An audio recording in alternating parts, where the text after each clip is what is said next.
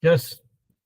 Namaskar everyone, I Ashwarya Mathur warmly welcome you all to the technical session 2 of our 2-day online international conference on global issues and media responses, jointly organized by Communication Today, the quarterly bilingual media journal, and Writer Reservoir India. Our theme for this session: Media Technology and Sustainable Development Goals. Today's discussions brings together experts and participants to explore how evolving media practices and technological innovations can support inclusive growth, environmental responsibility, and long-term sustainability. As we navigate a rapidly transforming digital era, this theme encourages us to reflect on the role of media in shaping awareness, technology in driving solutions, and both in contributing to sustainable future. Before we begin, I welcome Dr. Mahendra Kumar Padhy, is an accomplished academician and researcher currently serving as an associate professor, Department of Mass Communication and Journalism, Babasaheb Bhimrao Ambedkar Central University, Lucknow. With over 2 decades of teaching and research experience, he has published 75 research papers in UGC Care, Scopus, peer review, and international journals.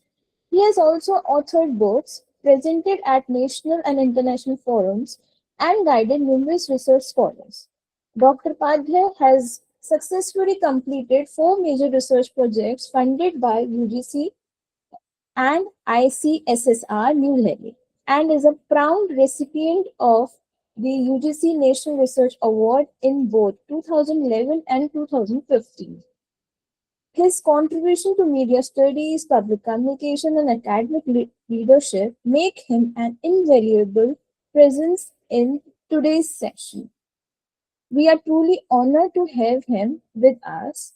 Before we begin, on behalf of organizing team, it is my pleasure to felicitate our esteemed resource person, Dr. Mahendra Kumar Padhy, with a virtual e-bouquet as a gesture of respect and gratitude. We welcome you, sir.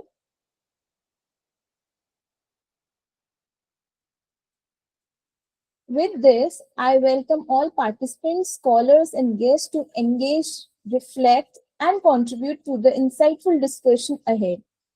Let's begin with our session. Sir, over to you.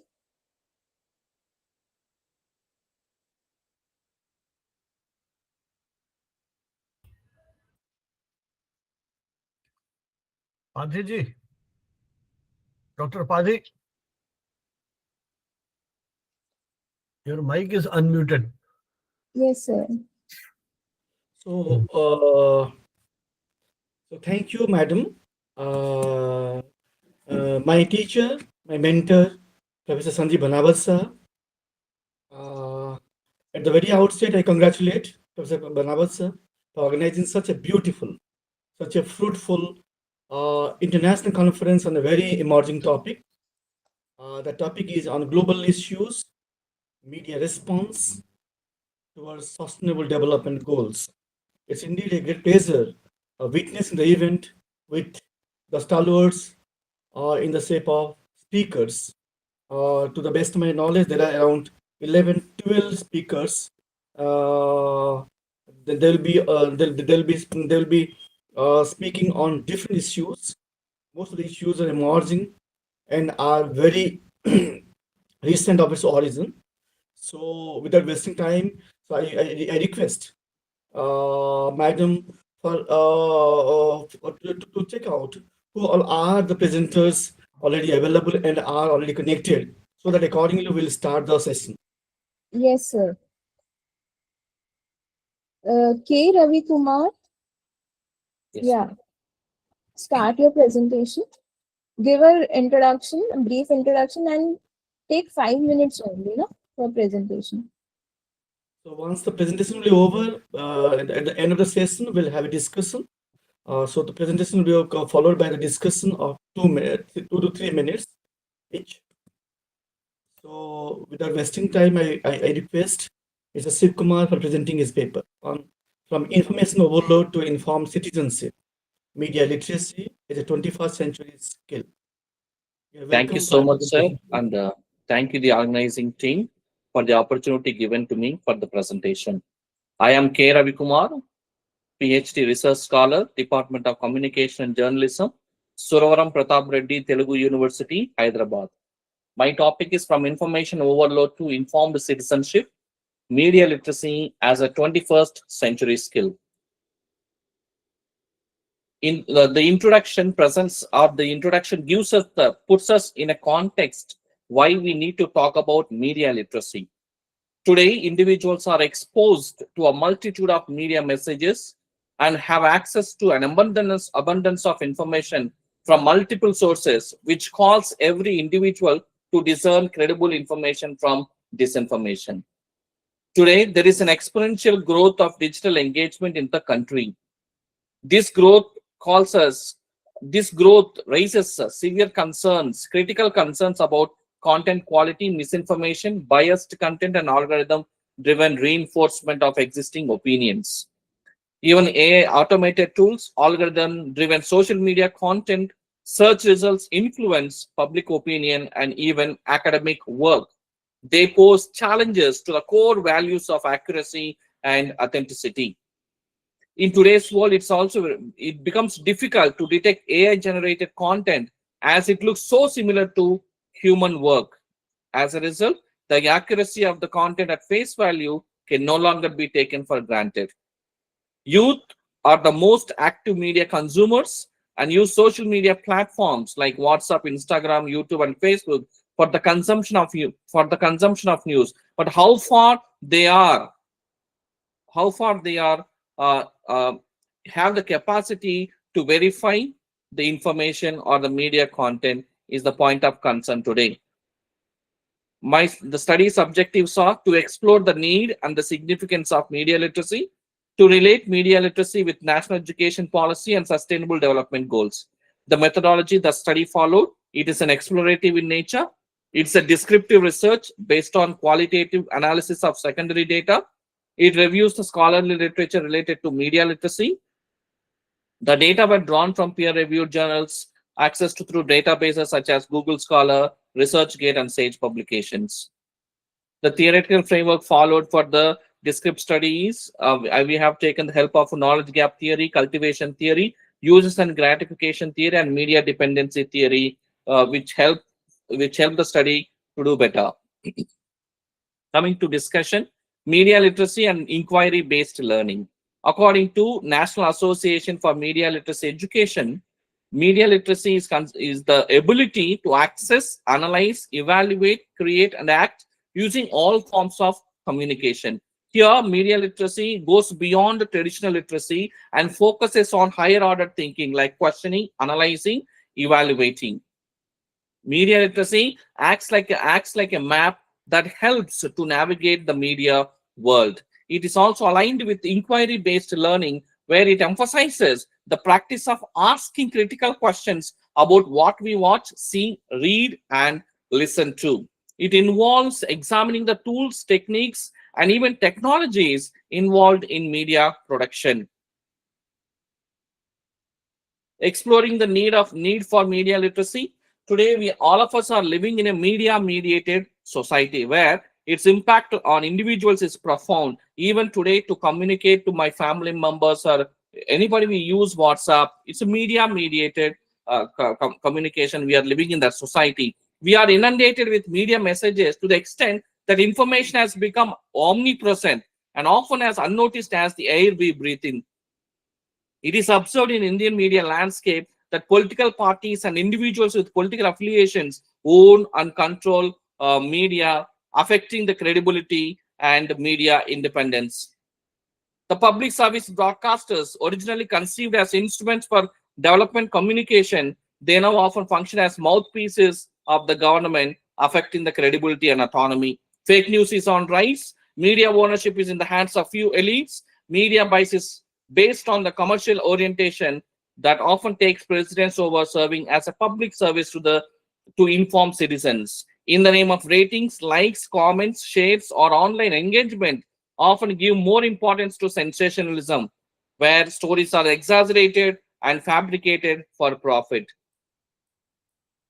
We also see the aspect of the need for civic engagement here. Global rankings of India highlight the need to strengthen the civic engagement of youth. India ranks 151 out of 180 in the world press freedom, where the young people feel very difficult. The present media environment in the country reduces the engagement of young people critically with public issues. Likewise, Global Peace Index and other indexes show that the civic engagement is essential. This can be improved only through media literacy. Youth are considered to be the future of the nation.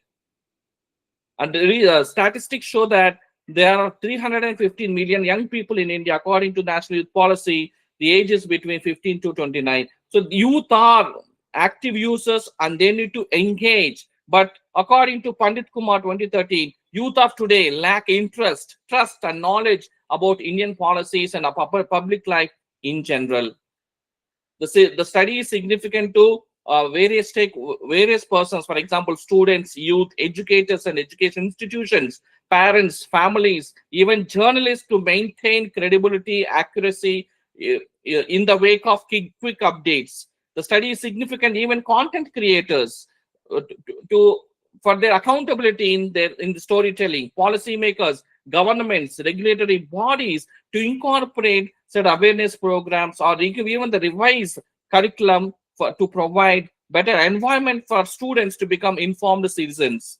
That a study is significant to even general public and society at large in order to make them conscientious consumers of media. Media literacy and national education policy. National Education Policy 2020 directly does not speak about media literacy, but it emphasizes on higher order thinking and responsible use of information, which are foundational for media literacy. Media literacy and sustainable development goals. Media literacy plays an important role in advancing United Nations Sustainable Development Goals. Out of 17 goals, media literacy is connected closely to SDG 4, quality education. It seeks to cultivate key skills like critical thinking and informed decision making, integral to effective learning. These skills enable individuals to verify the credibility of the information sources. It's also linked to Sustainable Development Goal 5 and 10, which are gender equality and reduced inequality. It encourages critical examination of media representations like stereotypes, biases, or discriminatory narratives. It also linked with Sustainable Development Goal 16, peace, justice, and strong institutions. It empowers individuals to assess hate speech critically to make appropriate choices for a peaceful environment. To conclude, media literacy is of great importance in today's media saturated and AI-powered world where information changes individuals' perceptions, attitudes, behaviors, and beliefs. It equips individuals with the ability to access, analyze, evaluate, create media content with responsibility, navigating complex misinformation environment. In this information-rich world, media literacy is a vital skill for youth, particularly for students. Aligning media literacy directly with national education policy and sustainable development goal is a social commitment to cultivate critical awareness, democratic participation, and sustainable global citizenship. Thank you. Thank you, Mr. Ravi Kumar. Thank you for such a beautiful and very informative, witty remark on media literacy. We will discuss once the session is over. At the end of the session, we'll have a question and answer session. So without wasting time, I would like to invite the second presenter. Dr. Akanksha Sharma. Is she?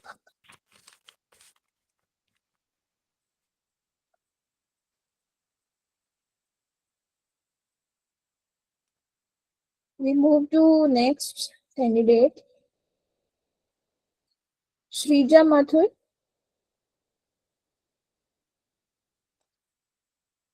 Shrija Mathur. She was there right now.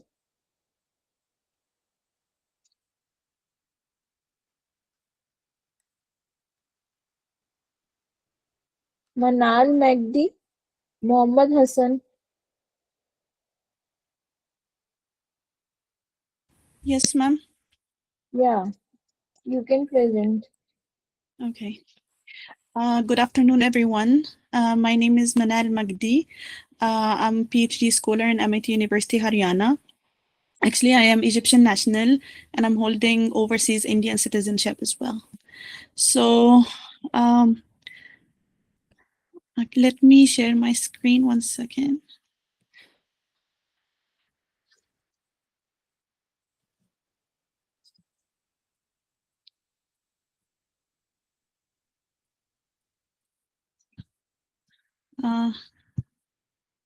Can you see my PPT?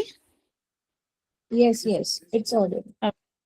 Great. So my topic today is about developing a new narrative, Saudi Arabia's media initiatives to shape global perceptions and enhance tourism appeal. So this is the indexing, what I'm gonna go through. And when it comes to the abstract, actually Saudi Arabia has been going through a rapid transformation when it comes to the culture and social landscape. As people know that Saudi has been shaped in a frame of having traditional media only, and it's very highly censored and controlled. And also, it was known as being a country for plagiarism. Pilgrim for Muslims, as it has the two holy sites, which is Mecca and Medina. So it was very conservative state with limitations in women's rights, and it had no political freedom. Also, it was managed by the religious authority, which is the Committee for Promotion of Virtue and Prevention of Vice. So now, since 2016, the Crown Prince Mohammed bin Salman, he initiated the Vision of 2030, which is to improve the culture transformation and promoting tourism and the dynamic national identity. The reason behind it was for to diversify the economy and for the country to be dependent less on oil, and to reconfigure the nation's global image and do national rebranding. That happens through so many festivals and occasions. Like every year they are having Riyadh season and Jeddah season. They have so many campaigns like Visit Saudi, and they also improved a lot of things in the society, like allowing women to drive and open cinemas after ban of 35 years. So what happened during that shift? Saudi is shifting from moderation to modernization. Religious authority has been stopped, and now they are trying to shift from being a religious hub to tourism hub. So when it comes to women now, earlier, women were not allowed to go around the country without a combining man like with them, or even they are not allowed to travel abroad. They were not allowed to work. They were not allowed to drive. They were not allowed to appear on social media. Even earlier, when the television was emerged, women were not allowed to present there or appear on the screen. However, they were only allowed to appear on child programs where only their palms and hands moving. But now it has been there is a huge shift in that culture, and they are trying to improve and empower women. When it comes to the international media, as I said before, Saudi has been portrayed as its conservative country. It's not open culture at all, and still it's getting attacked by the international media. When it comes when there was a Netflix, the movie of Goat Life, so that, for example, Saudi tried to change the culture of the work, and they changed the kafala system, which is for example, the workers, they are able to shift from the new employee without taking the permission from the current employer. I'm sorry, new employer without taking the approval from the current employer. Or if they want to leave the country, there is no need for exit visa from the current employer to leave. and that has been portrayed, and it has been disseminated to all the international media after the Goat Life movie has been coming up on Netflix. Also, for example, after 9/11, the shift has happened when Saudi tried to change the global perception and fighting to terrorism. Also, for the Gamal Khashoggi case that we all know that what happened to him in Turkey, the media in Saudi had a media trial from denial, and then they accepted the case, and then they gave the reasons why it happened, and they explained that to the world. When it comes the recent case that happened, which is NEOM project, which has been criticized by the Guardian, by the Sun, by the BBC, and still the tussle is going on between the world media and Saudi media. Also, Saudi is trying to play a big role when it comes to media now, because they are trying, as I said, they are trying to shift to be a tourism hub. However, Saudi currently, actually in their geographical location, they are in between so many countries which are known as a tourist destination, like Egypt, which is known for their ancient history, and Qatar, which is known after the World Cup, and UAE definitely for Dubai. So that required a lot of modifications to reach their goal on 2030. So in my literature review, we had so many references. One of them is related to the Public Investment Fund, which is presenting giga projects like NEOM and OLA. So many projects, they are advertising now for investors to come and for tourists to improve in Saudi Arabia. Also, as I said before, after cinemas banned since the 1970s, there is a lot of there is a lot of cinema festivals are happening, like the Red Sea Movie Festival. These are my research questions. I know that there is only 5 minutes, so I'm not going to go much in that. And the research gaps. And this is a methodology. Mainly, I depended on qualitative research and focusing on secondary sources. When it comes to the discussion and the analysis, as per as the Ministry of Tourism in Saudi Arabia, in Saudi, there is a 6% increase. Then the report is for 2024, since 2025 is not published yet. So there is 6% increase in the tourism comparing to 2023, and 20% increase for the tourists who are coming for leisure, not for religious tourism. Also, the findings suggest that while Saudi Arabia media initiatives and reshaping global perceptions, sustained and consistent communication is required to overcome deep-rooted stereotypes and strengthen credibility.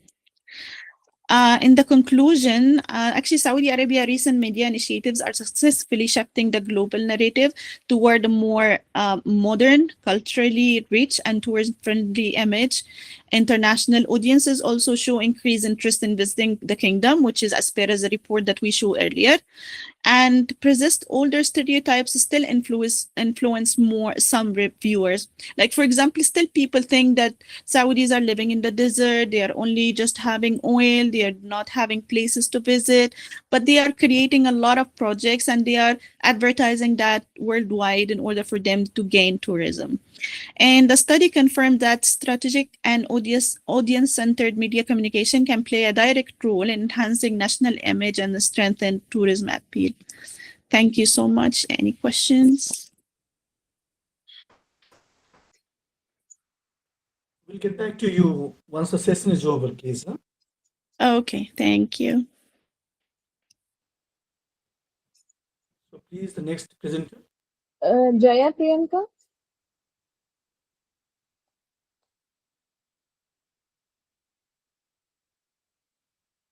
Jaya Priyanka.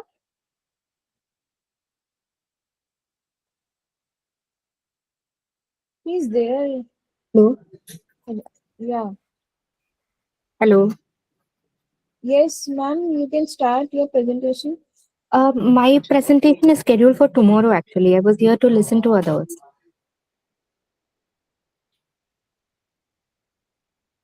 No, It's today. I got the mail list. Okay. Okay. Okay. So can I go without a presentation as in a PPT? Can I do it without that? Yeah, you can do it. Okay, sure. Um, just Give taking a a brief intro and then start. yes, yes, surely. Um,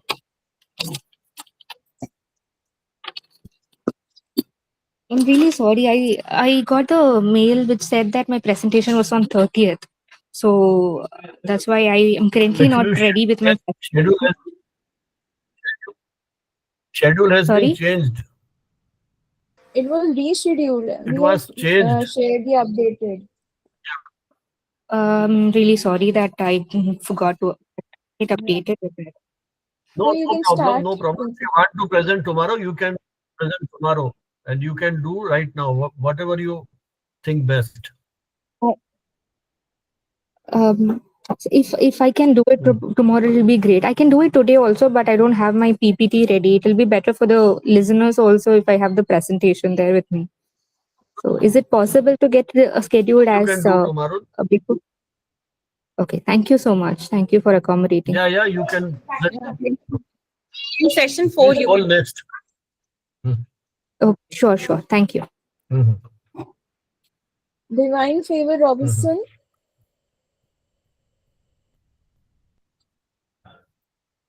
Is he here? Divine Yes, Favor yes, Robinson. yes. Good morning. Good morning, everybody. Good afternoon. Depends on where you are connected to me. Yes, I'm here.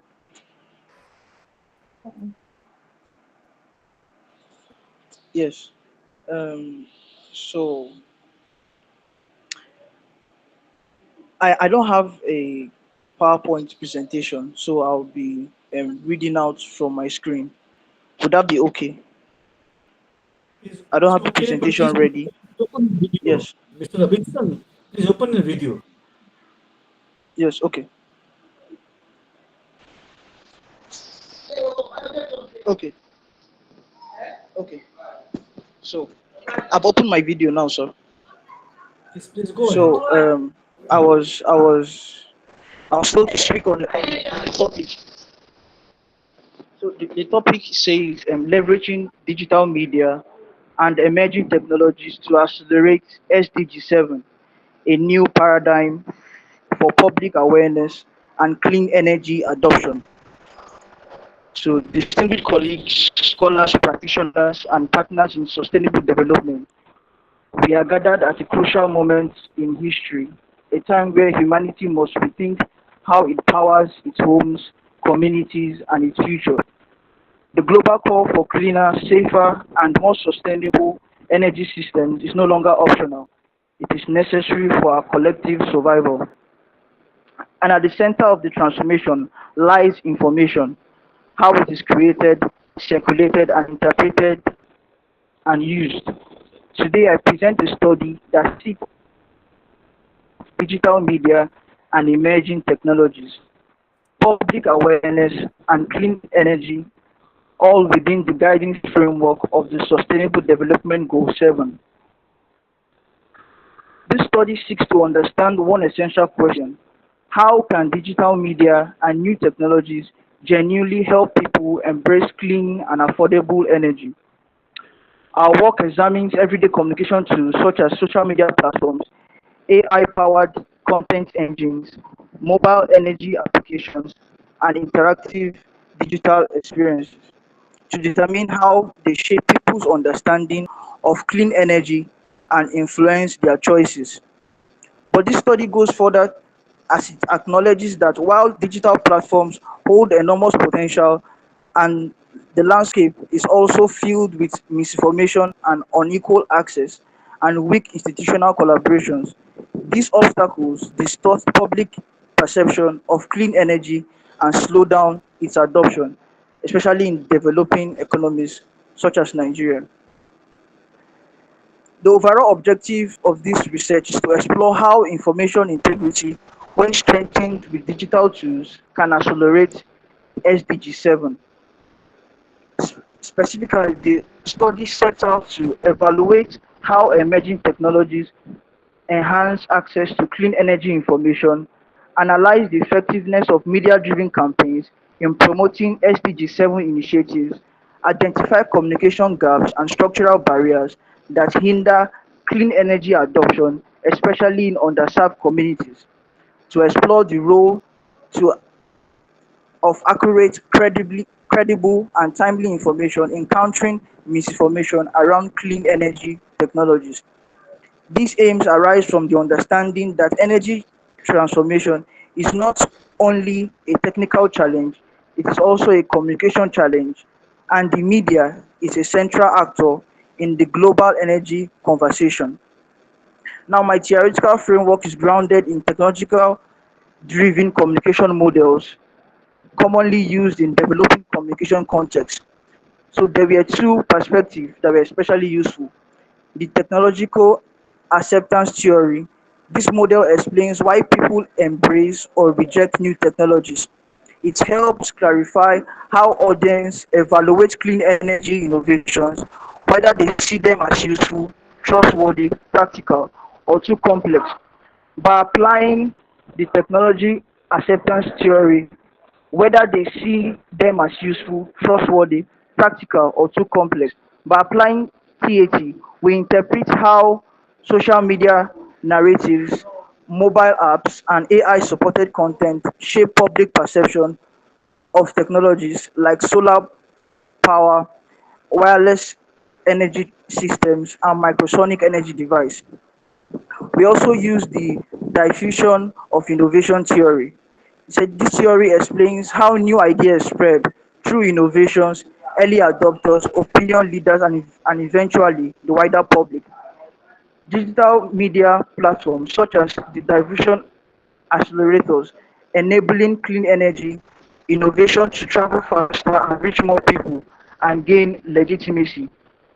These frameworks help conceptualize groundbreaking innovations such as Nikola Tesla's wireless energy transmission, Marcel Chicombosu's microsonic energy device, Dr. Hart Eckerson's Heart Transverter, and the Corun brothers' decade-long refinement of Nikola Tesla's energy experiment. These inventions represent the innovation stage in the diffusion process, while the media becomes the channel that determines whether society adopts them or suppresses them. Thus, the theoretical framework makes one thing clear. Technology alone do not drive transformation. Information about them enhances transformation. My methodology. To achieve a deep and credible understanding, the research adopted a mixed method design combining qualitative and quantitative approaches. In the qualitative component, in-depth interviews with clean energy practitioners, technologists, environmental advocates, and communication experts. Thematic analysis to identify patterns linking media exposure to clean energy awareness and behavioral change. Expert conversations to uncover invisible barriers such as misinformation, political suppression of innovations, and low digital literacy. In the quantitative component, structured questionnaires distributed across different demographic groups, data collected on media usage, trust level, knowledge of clean energy concepts, and behavioral tendencies towards energy choices. Statistical analysis to correlate digital media exposure with awareness and adoption. There are also documentary and model review, the examination of established communication models used in development communication, the review of global and local reports on energy adoption, information challenges, and the progress of SDG 7. This rigorous approach ensured that study does not rely on assumptions but on evidence, patterns, and human experience. Some of the key findings. Digital media is a powerful enabler. People learn faster, engage deeper, and respond more positively to clean energy concepts when exposed through social media, AI driven platforms, and mobile applications. Number two, emerging technologies amplify awareness. Interactive energy dashboard, AI generated educational content, and mobile energy apps makes clean energy relatable and practical, bridging gap between knowledge and action. We also came to the conclusion that misinformation remains the biggest threat.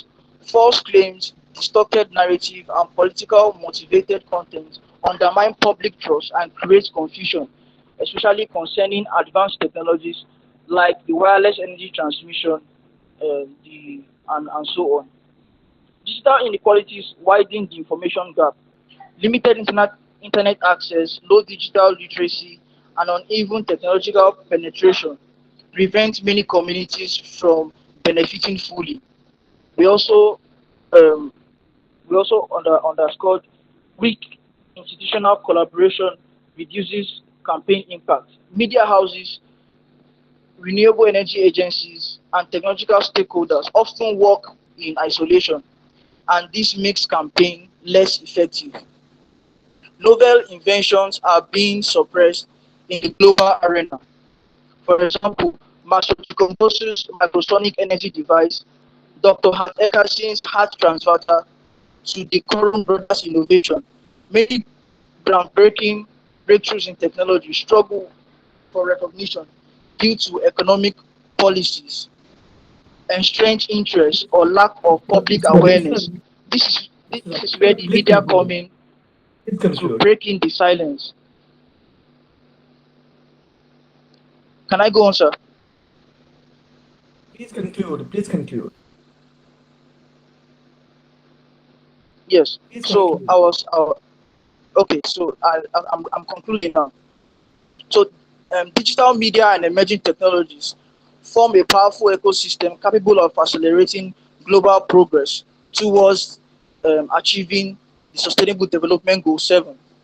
When deployed effectively, they improve information access, strengthen public awareness, and inspire clean energy adoption. But their success depends on one critical factor, which is information integrity. Accurate information empowers people, false information confuses them, and suppressed information deprives humanity of progress. So these are the conclusion. I also have some recommendation which are strengthening partnership that media houses and renewable energy agencies, technological firms, and policymakers must work together to create unified and impactful campaigns to tell the populace about these technologies that can help them and advocating their worldwide use and integration. Thank you. Thank you very much. This is just a brief of the topic. Thank you very much. So I'll close by saying in digital age, information is powerful. And when used with integrity, information becomes energy, fueling awareness, innovation, and global transformation. So for us to achieve SDG 7, then Mr. media and Robinson, technology must act as not just as a communication tool, but also a catalyst of truth, guiding knowledge and championing sustainable possibilities. Thank you, thank you, thank you very much. so, Mr. Robinson, thank you very much for your presentation. Be online for a question answer session at the end of the presentation. Please be Yes, sir. online, no? Thank you very much, sir. We move to next. Aarti.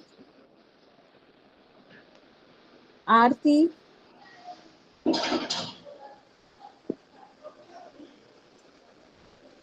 Rahul Vesh. Rahul Vesh.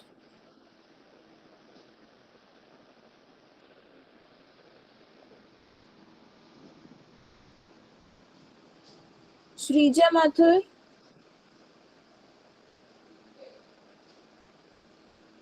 Dr. Akanksha Sharma.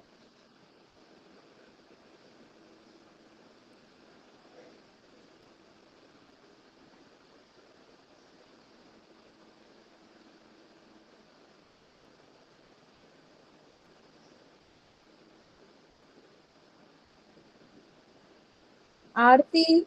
Dr. Swati Chauhan.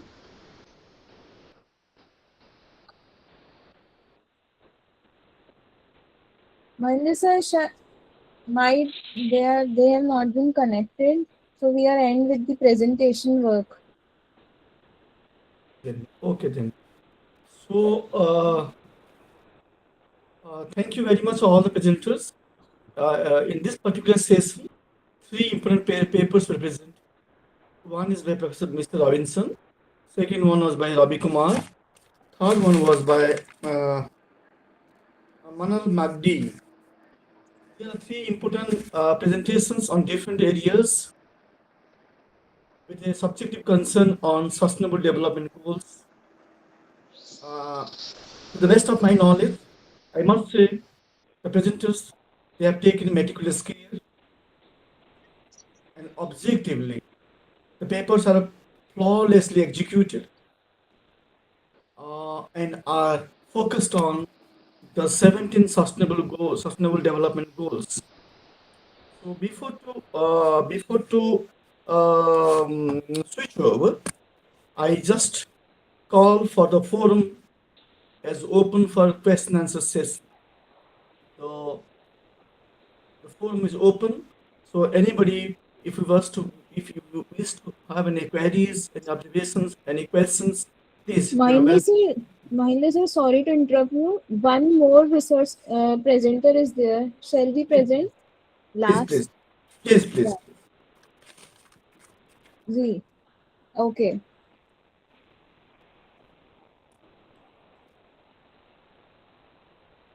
जी. मैं doctor Akhtar आलम सबसे पहले हम अपने श्रद्धेय गुरुदेव professor Sanjeev हनावत sir का नमस्कार करता हूं और इस सेशन की अध्यक्षता कर रहे महेंद्र पादी सर और मैडम, जो कि अभी चेंज हो गए हैं शेड्यूल, अभी हमें चेंज हुआ है क्योंकि कल था और कल मैं ट्रेवल में रहूंगा, इसलिए बहुत रिक्वेस्ट किए कि आज कर दीजिए मैडम। आपका बहुत बहुत थैंक यू सर। मेरा शोध, मैं महात्मा गांधी अंतर्राष्ट्रीय हिंदी विश्वविद्यालय के क्षेत्रीय केंद्र प्रयागराज से जनसंचार विभाग में असिस्टेंट प्रोफेसर हूँ। मेरा शोध का विषय है कुंभ की वैश्विक सांस्कृतिक विरासत को संरक्षित करने में मीडिया की भूमिका। चूंकि 5 मिनट में करना, इसलिए हम संक्षेप में ही बात को रखेंगे। जो भारत की सांस्कृतिक धरोहर है और उसकी धार्मिक परंपराओं में कुंभ मेले का अत्यधिक महत्वपूर्ण स्थान है। कुंभ मेला केवल एक धार्मिक आयोजन नहीं है, बल्कि यह भारतीय संस्कृति, परंपराओं और समाज के विभिन्न पहलुओं का प्रतिरूप भी है। कुंभ का आयोजन सदियों से करोड़ों लोगों को आध्यात्मिक और सामाजिक समरसता के सूत्र में बांधता आया है। ऐसे में कुंभ की सांस्कृतिक विरासत को संरक्षित करना और उसे नई पीढ़ी तक पहुंचाना आज के समय की एक महत्वपूर्ण आवश्यकता है। आधुनिक संचार माध्यमों की मदद से कुंभ के ऐतिहासिक, सांस्कृतिक और धार्मिक महत्व को न केवल देश बल्कि दुनिया में भी प्रचारित किया जा सकता है। मीडिया के माध्यम से कुंभ मेला केवल एक धार्मिक आयोजन के साथ साथ एक वैश्विक सांस्कृतिक विरासत के रूप में उभर कर सामने आया है। वर्तमान में टेलीविजन, रेडियो, प्रिंट मीडिया और डिजिटल माध्यम से कुंभ मेले की जो संस्कृति है, जो धार्मिक अनुष्ठान है और सामाजिक मूल्यों को जन जन तक पहुंचाने में सक्षम रही है। इन माध्यमों से कुंभ मेला न केवल धर्म और आस्था का प्रतीक है, बल्कि यह भारतीय जीवन शैली और उसकी अद्वितीयता का भी उत्सव है। कुंभ मेला एक ऐतिहासिक और सांस्कृतिक आयोजन है, जिसका अध्ययन समय की जरूरत के हिसाब से इसका किया गया है। क्योंकि मैं प्रयागराज में था, तो प्रयागराज में इसमें पार्टिसिपेट होकर, क्योंकि हमारे विश्वविद्यालय का कैंप लगा हुआ था, पार्टिसिपेट होकर इस शोध को अध्ययन करके तैयार किया हूँ। इस शोध के माध्यम से समझा गया है कि किस प्रकार मीडिया कुंभ मेले की सांस्कृतिक धरोहर को संरक्षित करने में सहायक है और आने वाली पीढ़ियों के लिए कैसे यह संरक्षित कर सकता है। यह केवल धार्मिकता और आस्था का मुद्दा नहीं है, बल्कि भारतीय संस्कृति और उसकी धरोहर को अनंत काल तक जीवंत रखने का एक महत्वपूर्ण प्रयास है। प्रयागराज कुंभ मेले को सांस्कृतिक धरोहर का मीडिया कवरेज बहुत व्यापक होता है, जिसमें दुनिया भर के पत्रकार और मीडिया घराने इस आयोजन को कवर करने के लिए आते हैं। यह आयोजन धार्मिक और सांस्कृतिक महत्व का अवसर भी है, बल्कि बड़े पैमाने पर सामाजिक और आर्थिक महत्व का भी है। इस शोध का जो उद्देश्य है इसमें है, और शोध को दोस्त को हम संक्षेप में हम किन बिंदुओं पर विश्लेषण किए गए हैं उसको पॉइंट में बता रहे हैं। मीडिया किस प्रकार कुंभ मेले की सांस्कृतिक और धार्मिक धरोहर को प्रस्तुत करता है। टेलीविजन, प्रिंट मीडिया, रेडियो और डिजिटल मीडिया के माध्यम से कुंभ मेले का कवरेज कैसे किया गया है। मीडिया कवरेज का कुंभ मेले की वैश्विक पहचान का क्या प्रभाव है। मीडिया के जरिए कुंभ मेले की धार्मिक और सांस्कृतिक छवि को किस प्रकार आकार दिया गया है। हमारे कुछ शोध प्रश्न भी हैं जो उसको हम समय संक्षेप में वजह से हमने हैं उस सैद्धांतिक सोच का जो सैद्धांतिक परिप्रेक्ष्य है जो है, इसमें हम एजेंडा सेटिंग थ्योरी को लिए हैं। क्यों लिया गया है यह सिद्धांत? यह शोध में यह समझने में मदद करेगा कि किस प्रकार मीडिया ने कुंभ मेले के विभिन्न मुद्दों को जनता के सामने प्रस्तुत किया है और किस हद तक मीडिया ने आयोजन की प्राथमिकताओं को निर्धारित किया है। हम फ्रेमिंग सिद्धांत को इसमें लिए हैं। फ्रेमिंग सिद्धांत का उपयोग करके समझा गया कि कुंभ मेले के विभिन्न पहलुओं जैसे धार्मिक अनुष्ठान, पर्यटन, सुरक्षा व्यवस्था, पर्यावरण को किस प्रकार से फ्रेम किया गया है, इससे लोगों की धारणा किस प्रकार प्रभावित हुई है। हम यूज एंड ग्रेटिफिकेशन थ्योरी का भी इसमें इस्तेमाल किए हैं। इसलिए का प्रयोग किया गया है क्योंकि कुंभ मेले की कवरेज से दर्शक किस प्रकार की जानकारी या मनोरंजन प्राप्त करते हैं और किस प्रकार से वे मीडिया माध्यमों का उपयोग अपनी आवश्यकताओं को पूरा करने के लिए करते हैं। हम कल्टीवेशन थ्योरी का भी प्रयोग किए हैं। इस सिद्धांत को समझने में मदद किया कि किस प्रकार कुंभ मेले की टेलीविजन रिपोर्ट्स एवं अन्य मीडिया कवरेज ने जनता के धार्मिक और सांस्कृतिक विश्वास को दृढ़ किया है और किस प्रकार यह लोगों की मानसिकता को आकार देने में योगदान देता है। Social construction and reality theory भी का भी इसमें प्रयोग किए हैं। यह सिद्धांत यह समझने में मदद मिला कि मीडिया किस प्रकार कुंभ मेले की विशिष्ट छवि का निर्माण करता है और दर्शक इस छवि को अपनी वास्तविकता के रूप में किस प्रकार स्वीकार करते हैं। पब्लिक स्फीयर थ्योरी के द्वारा यह जाना गया कि मीडिया ने कुंभ मेले के दौरान समाज के विभिन्न वर्गों के बीच किस प्रकार का संवाद स्थापित किया, इस संवाद का सामाजिक सांस्कृतिक प्रभाव क्या रहा। हमने शोध पद्धति में गुणात्मक और क्वांटिटी क्वालिटी दोनों और रिपोर्ट, टेलीविजन रिपोर्ट, समाचार लेख और यहाँ से इंटरव्यू के द्वारा हम इकट्ठे किए गए हैं। और इसका कुंभ की वैश्विक विरासत को संचित करने में जो मीडिया का जो विश्लेषण किया गया है, हम उन कई चीजों पर किया गया है। जैसे किया गया है धार्मिक और सांस्कृतिक संवाद पर, कि कुंभ मेला न केवल धार्मिक आस्था का प्रतीक है बल्कि भारतीय समाज के सामाजिक और सांस्कृतिक पहलुओं का भी प्रतिनिधित्व करता है। इस अध्ययन से यह भी स्पष्ट हुआ कि मीडिया किस प्रकार धार्मिक संवाद को बढ़ावा देता है और इस आयोजन के माध्यम से सांस्कृतिक विविधता को जन सामान्य तक पहुंचाता है। यह अध्ययन धार्मिक और सांस्कृतिक विविधता को समझने और उसे व्यापक जन जन तक पहुंचाने में मीडिया के योगदान काफी महत्वपूर्ण रहा है। जो न्यू मीडिया के द्वारा इसकी क्या प्रासंगिकता रही, इसको लेकर भी हम डिजिटल युग में डिजिटल मीडिया के माध्यमों से देखा गया कि यह शोध कि लोगों में किस तरह प्रभाव डाला और डिजिटल मीडिया ने कुंभ मेले की कवरेज को कैसे बढ़ावा दिया और किस प्रकार इस तकनीक का उपयोग करके व्यापक दर्शक तक पहुंचने में प्रयास किया गया। मीडिया की सामग्री का भी प्रभाव विश्लेषण किया गया है, कंटेंट एनालिसिस किया गया है। तो मीडिया में प्रकाशित सामग्री का अध्ययन किया गया और समझा गया कि किस प्रकार कवरेज दर्शकों के बीच प्रभावी होता है, किस प्रकार की सामग्री अधिक लोकप्रिय होती है। तो इससे ये पता चलता है कि मीडिया ने किस प्रकार की भाषा, छवियों और वीडियो का उपयोग किया गया। कुंभ मेला आकर्षक और व्यापक स्तर पर कैसे पहुंचते हैं, इसका आर्थिक और पर्यटन भी बढ़ावा मिला है, इसका भी हम अध्ययन किए हैं। सामाजिक मुद्दों को कैसे उजागर किया गया है, इसका भी हम देखें। कुंभ मेला में धार्मिक अनुष्ठानों तक सीमित नहीं रहा बल्कि सामाजिक मुद्दे भी जुड़े रहे, जैसे सफाई, स्वास्थ्य सेवाएं, सुरक्षा आदि पर भी यह फोकस कुंभ मेले में किया गया था। इस सामाजिक मुद्दों में किस प्रकार समाधान का किया गया, धार्मिक आयोजनों के द्वारा सामाजिक समरसता को बढ़ावा देने के लिए, एक सामाजिक एकता के लिए भी इसमें भी कुंभ के कई तरह के पंडाल के द्वारा इनका समरसता का आयोजन किए गए थे।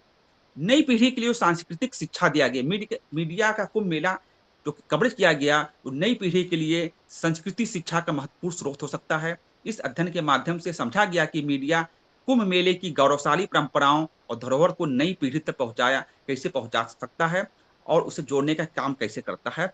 इस तरीके से इसमें किया गया। कुंभ मेले का जो संतुलन हुआ, कवरेज का कैसे संतुलन किया गया वह भी देखा गया, कैसे लो संतुलन बनाए रखा और समाज के मीडिया का प्रभाव देखा गया, उसका विश्लेषण किया गया।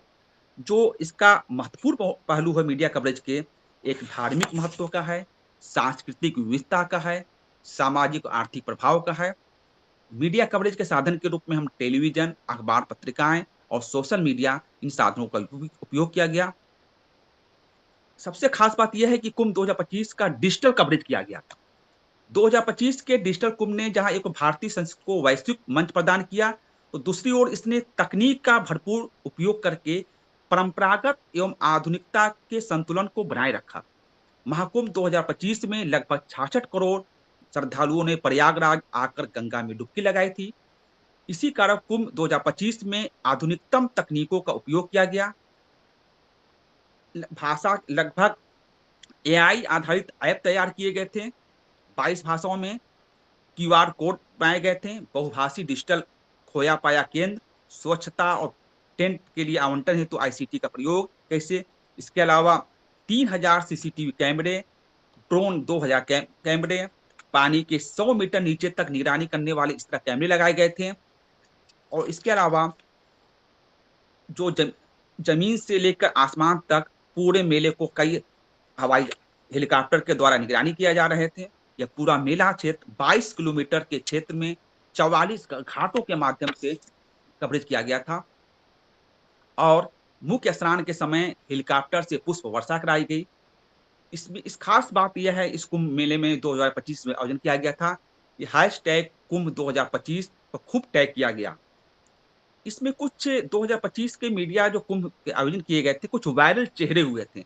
जैसे आप मोनालिसा, भूरी आंखों वाली जो लड़की है, उसको लेकर खूब टैग किए गए। हर्षा रिछाड़िया सुंदर साध्वी के रूप में जो वायरल की गई थी। अभय सिंह जो आईटीएन बाबा के नाम से वायरल हुए थे। आकाश यादव जो आप दातून बेचने वाले लड़का, जो किस तरीके से दातून बेचकर पैसा कमाया उसने, और फिर बाद में इंडियन आइडल में तक पहुंचा बच्चा आकाश यादव, वह भी वायरल हुए थे। एक चाय वाला सिंगर जो सुरीली आवाजों से चाय बेच रहा था, रातों रात फेमस हो गया।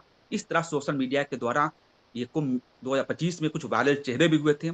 हम निष्कर्ष के रूप में यह कह सकते हैं कि मीडिया किस प्रकार को मेले को कवरेज देता है, कवरेज दिया या कवरेज किस प्रकार से कुंभ के सांस्कृतिक धरोहर को संरक्षण और संवर्धन में सहायक हुआ। इसके अध्ययन से यह भी स्पष्ट हुआ कि मीडिया का उपयोग कुंभ मेले को मिलने वाले वैश्विक छवि को सशक्त बनाने में क्या किस तरह का मीडिया का उपयोग किया जा सकता है। कुल मिलाकर हम मुख्यतः निम्न निष्कर्ष पर पहुंचते हैं। महाकुंभ 2025 वैश्विक स्तर पर सांस्कृतिक आदान प्रदान का एक मंच बनकर उभरा।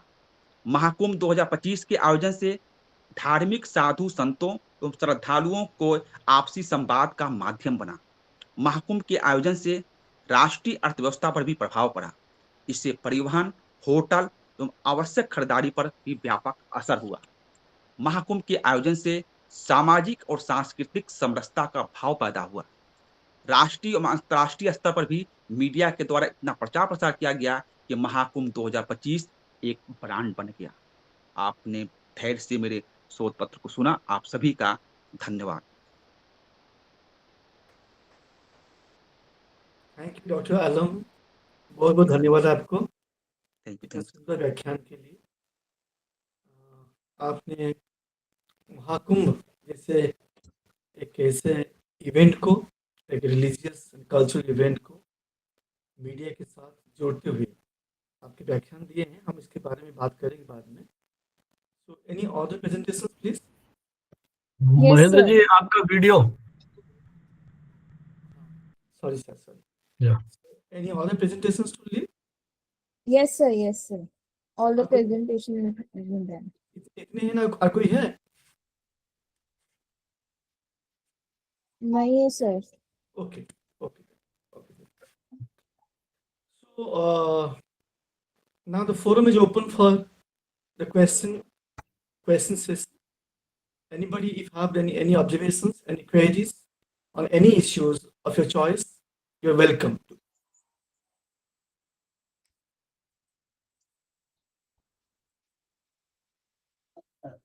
I think there is no question. You directly start your concluding remarks.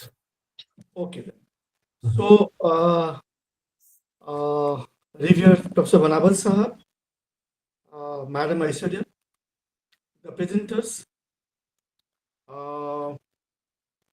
It's indeed a great pleasure witnessing such a beautiful presentation on different issues by different presenters across the globe. Total 4 papers were presented in this technical session on the topic. First, First, Mr. K. Ravi Kumar. He has presented a paper from information overload to inform citizens, media literacy as a 21st century competency. The second presenter, Madam Manal Maddi, she has presented a paper on developing a new narrative, Saudi Arabia's media initiatives to shape global perceptions and enhance tourism appeal. This is the second paper has been presented. The third paper was presented by it was presented by Mr. Robinson. Mr. Robinson, Divine Favor Robinson, who has presented a paper on leveraging digital media and emerging technologies to accelerate the Sustainable Development Goal 7, a new paradigm for public awareness and clean energy adoption. So, and the last paper was presented by Mr. Alam on Kumbh Mela and its media coverage. The four of the papers were very meticulously cared papers and are flawlessly executed, tossed upon various topical issues of sustainable development goals. The presenters, they have done justice by touching upon all the aspects, giving due credit and due weightage to the theoretical framework, the methodologies. So, sir, can I ask some questions to the presenter? If you Yeah, permit? sure. Yes, sir. Yes, sir. Mr. Robinson, I just want to have, ask some. I have an observation. You don't take it as a question, rather it is an observation query from my end. Is it audible, Mr. Robinson? Are you there on the line? Yes, sir. Yes, sir. I'm here with you, sir. Okay. Mr. Robinson, your presentation was very lucid. It was very crystal in its understanding. What I surprised from your presentation is that when there are some technological changes that takes place in society, there are some resistance. Most since you Yes, sir. focused on the innovation diffusion theory by Rogers, so especially when there is a change in technology in the form of either it's a digital or some other mode of technological changes, most in the society, mostly the laggards, they have a strong resistance. Yes, They sir. are very fond of it, and they have a serious protest and resistance to the such changes. So can you please suggest some of the models, or if you have devised any such models in order to address these sorts of problems, to motivate and persuade the laggards in order to accept the changes?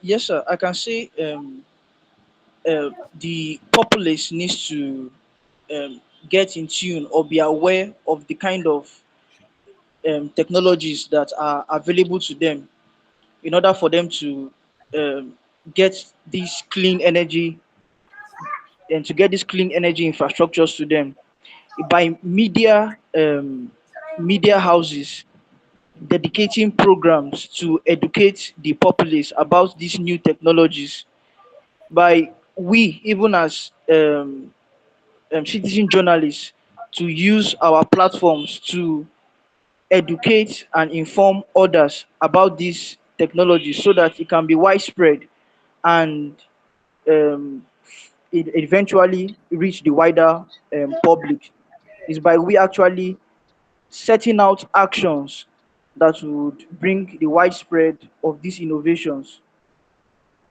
to others. So because there are suppressions, so we as media practitioners, we as academicians, we that are sustainable development goals enthusiasts, we should now counter those suppressions by letting out this information, researching about these technologies, letting them out. Eventually, it will be accepted by all and to be widespread to the public. Do you have any specific models to address?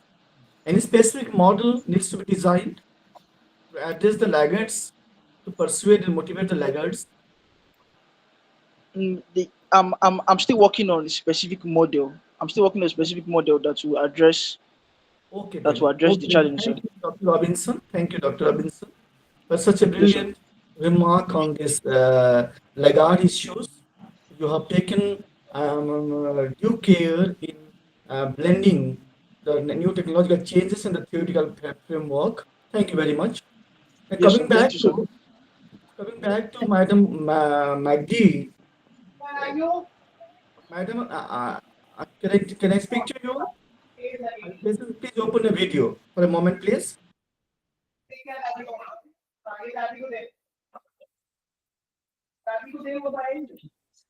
Yes, sir. Okay.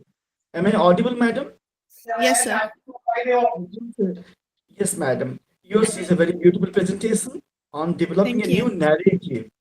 Developing a new narrative, the Saudi Arabia's media initiative to shape global perception and enhance tourism appeal.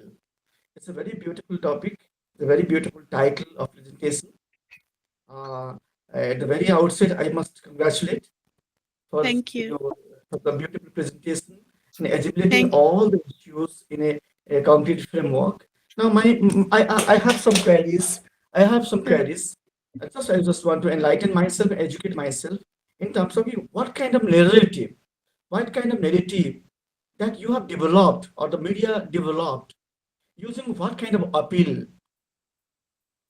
Okay. First of all, the women appearance in media using social media that was not there before. Saudi Arabia now is #1 in using Snapchat in entire world. That was not there before. Inviting influencers, and they have programs with the Ministry of Tours to get influencers and show them the tourism destinations in the country. Also, Saudi Arabia is expanding. Like they had before, two big groups for television channels, which is Rotana and MBC. Now, it was before depending on the Egyptian and Lebanese content, but now they are creating new movies, which is shooted, and all the crew is from Saudi Arabia. And even if you open Netflix within the last 2-3 years, they have Saudi production, which is about Saudi only, and all the crew is Saudi. Before, you will not find any shows or anything internationally broadcasted for Saudi Arabia. That's for example. Now also they have so many campaigns for the tourism, which is appearing everywhere, not only inside the country. Like for example, if you go to Dubai or you go to Qatar, you will find on the banners they are advertising themselves through the media in other countries too. Or if you open a mobile application which is having advertisements, you will find ads for Saudi as well. So that was not there before. Also the appearance, now also for the appearance of women, earlier it was known that ladies, they have to fully cover. Currently I'm in Saudi Arabia, by the way. We don't have to fully cover anymore. We have to wear modesty, like we can go without covering our head, without hijab. Before it was despite your religion, you have to be covered fully. But now, no, you just have to cover your knee and shoulder, and that's all. And you can go without burqa or abaya.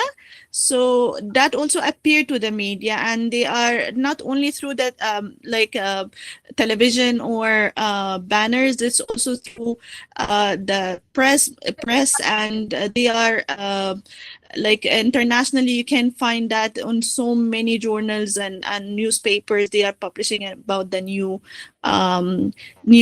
inventions they are having, or like new projects or anything like that. They are publishing it worldwide. I hope I answered your questions there. Okay, yeah. One more supplementary query that I have regarding your national economy of Saudi Arabia, regarding percentage of gross domestic production. What percentage of GDP, or what percentage of the tourism sector that contribute to the national GDP of this country? about the GDP, which exactly the number, I'm not having it because actually my PhD thesis is related to the same topic, but it's a changing because since last year it's changed, like due to COVID, since the vision of 2030 has been initiated in 2016. And they started the project and just planning for the project since 2016. When they started actually applying the projects in Saudi, that pandemic happened, so they stopped. And then again, it started very slowly because still Saudi is known for the religious tourism.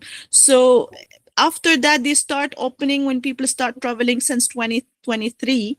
So it's still improving. As I said, comparing to last year, I'm sorry, 2024 to 2023 comparison, it's 20% increase. But the GDP itself, I'm sorry, I don't have it handy right now.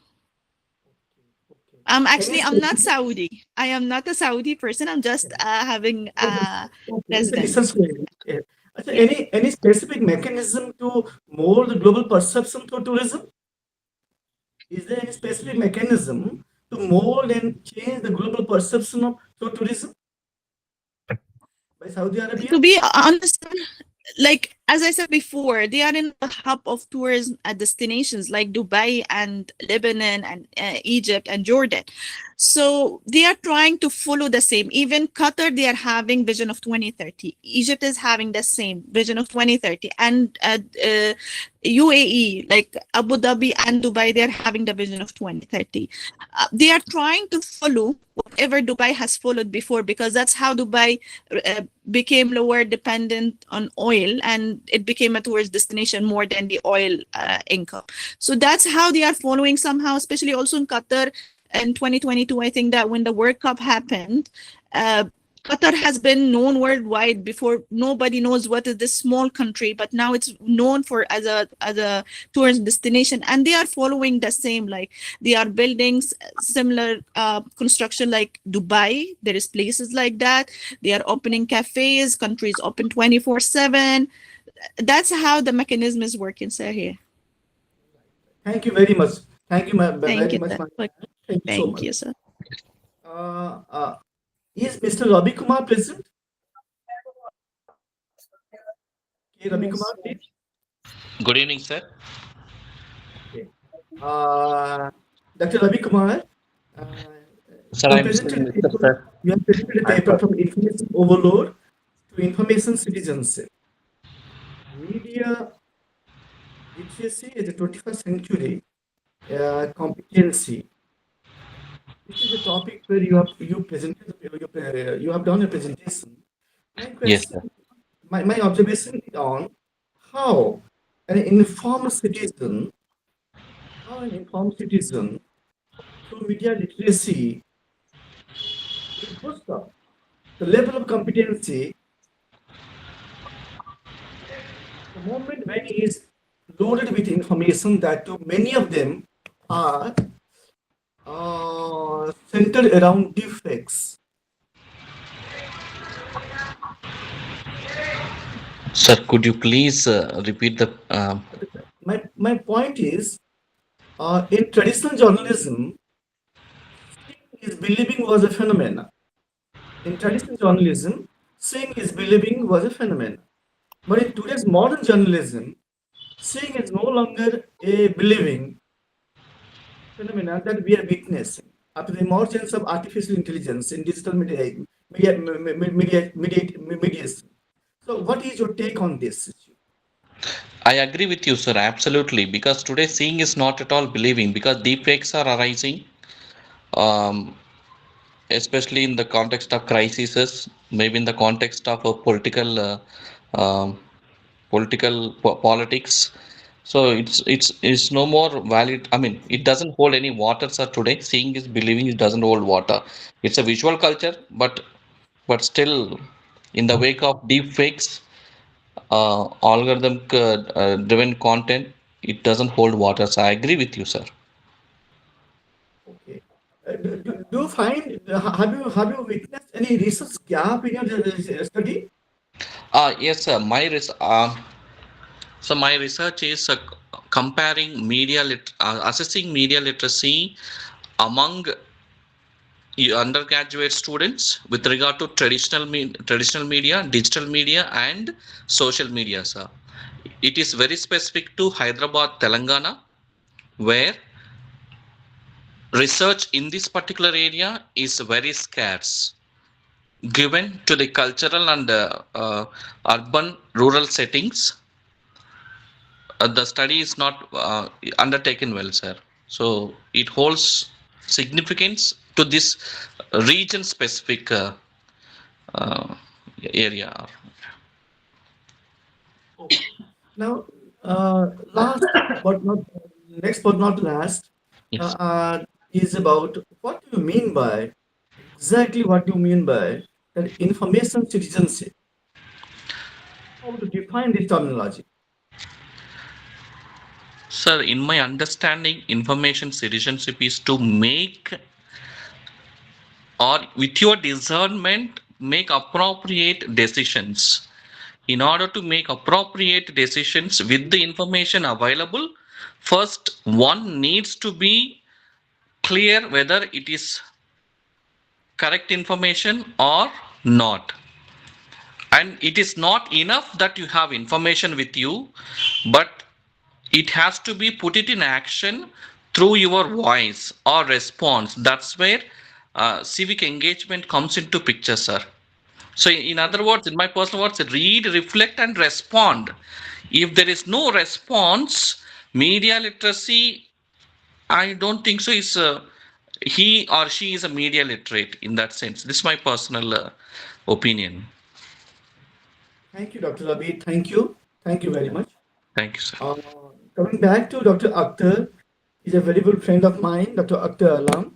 Ji So, thank you जी sir doctor Alam, जी अब जी ये बड़ा सुंदर एकदम नया किस्म की प्रेजेंटेशन था, घूम लेते हुए। हालांकि बहुत सारे प्रेजेंटेशन में सुना हूँ, लेकिन इसका ये एक परसेप्चुअल डायमेंशन के साथ में जोड़ते हुए आपका जी जो प्रेजेंटेशन था मुझे बहुत अच्छा लगा। थैंक मुझे थोड़ा सा आपसे ये जानकारी लेना है कि जैसे हमें इस बार जो मीडिया जो हुआ था, मीडिया कुंभ जो हुआ था, जिसमें आप कहें कि 66 करोड़ श्रद्धालुओं ने इसमें भाग लिए थे, तो इसी को ध्यान में रखते हुए जो मीडिया में जो डिजिटल मीडिया का जो उपयोग किया गया, टेक्नोलॉजी का असिस्टेंस लेते हुए, टेक्नोलॉजी को ध्यान रखते हुए, क्या इसमें और कुछ बेहतर किया जा सकता था इसका इमेज मैनेजमेंट के लिए?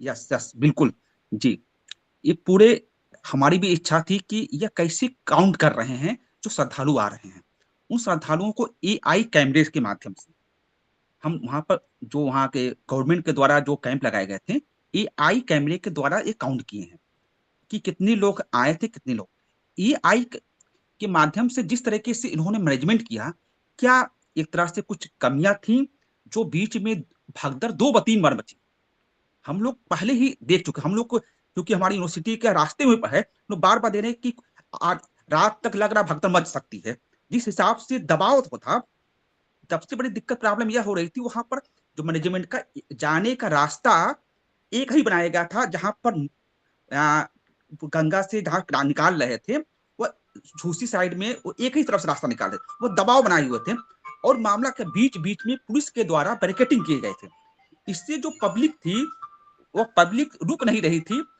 बीच बीच में रुक जा रही थी और जब रुक रही थी वो प्रेशर पड़ा लोग दबकर मरने लगे गिरे कितने लोग हुए यही मैनेजमेंट कमी खली उनको कि जो प्रेशर था वो प्रेशर को अंदाज नहीं लगा पाए कि मुख्य स्नान के दिन वो प्रेशर कितना पड़ेगा लोगों का और लोग सबसे बड़ा प्रॉब्लम यह थी भीड़ को चलते रहना चाहिए था वहां चलते नहीं रहते डॉक्टर आलम, रोका गया डॉक्टर आलम, अगर मैं थोड़ा सा और स्पेसिफिक हो जाऊं इस चीज को और हम जी कहें कि टोटल एक्सरसाइज को अगर शॉर्ट एनालिसिस में कन्वर्ट किया जाए, शॉर्ट एनालिसिस के फ्रेम में डाला जाए, तो आप उसको कैसे विजुअलाइज कर पाए?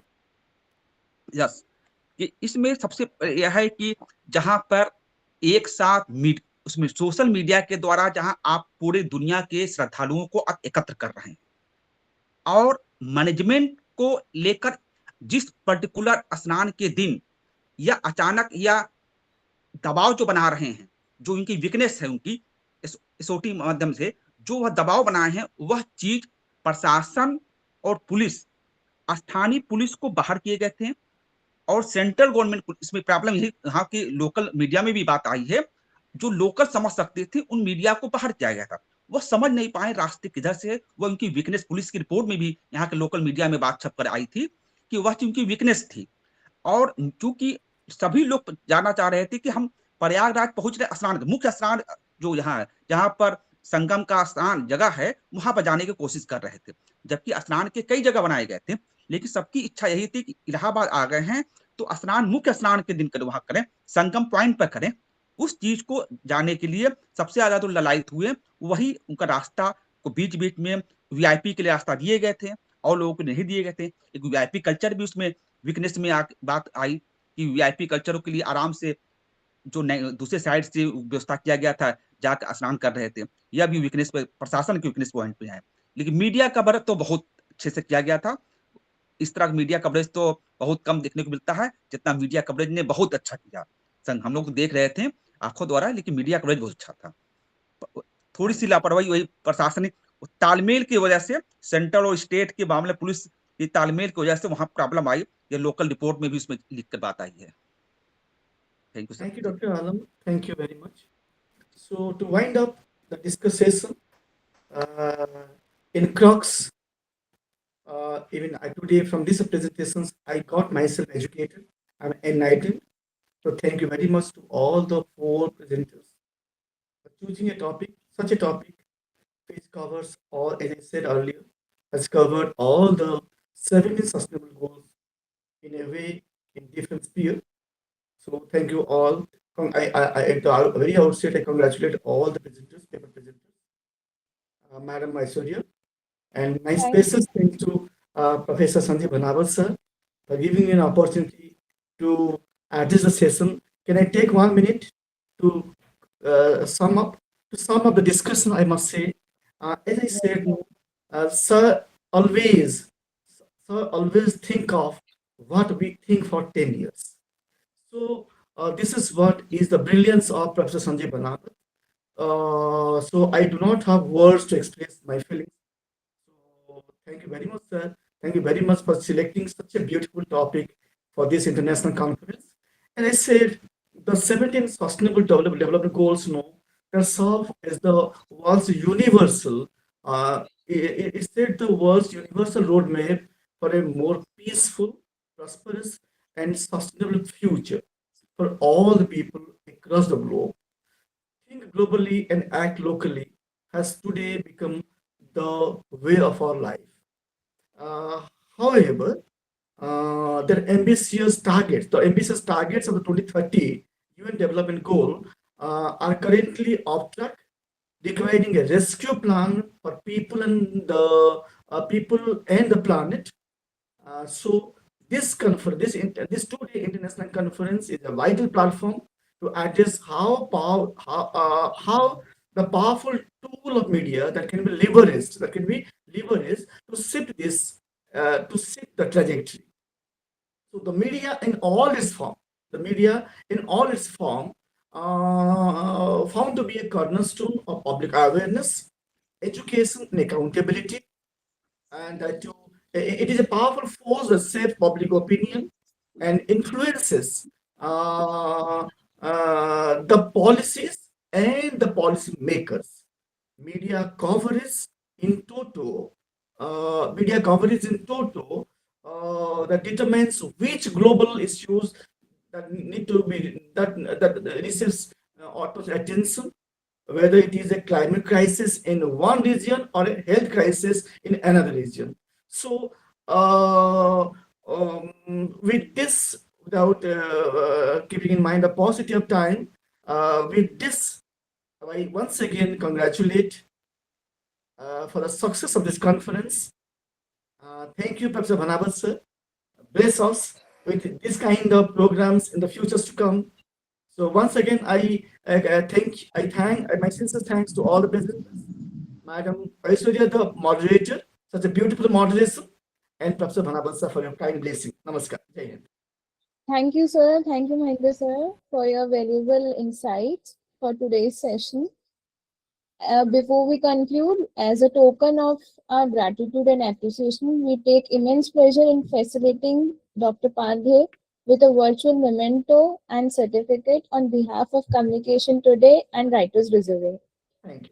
Thank you. This gesture symbolizes our respect for his remarkable academic contribution and his gracious presence in today's session. Thank you so much, sir. Thank you, everyone. Ashwarya, before winding up, we need to have a group photograph. Yeah. I request everybody to switch on the cameras for group photograph.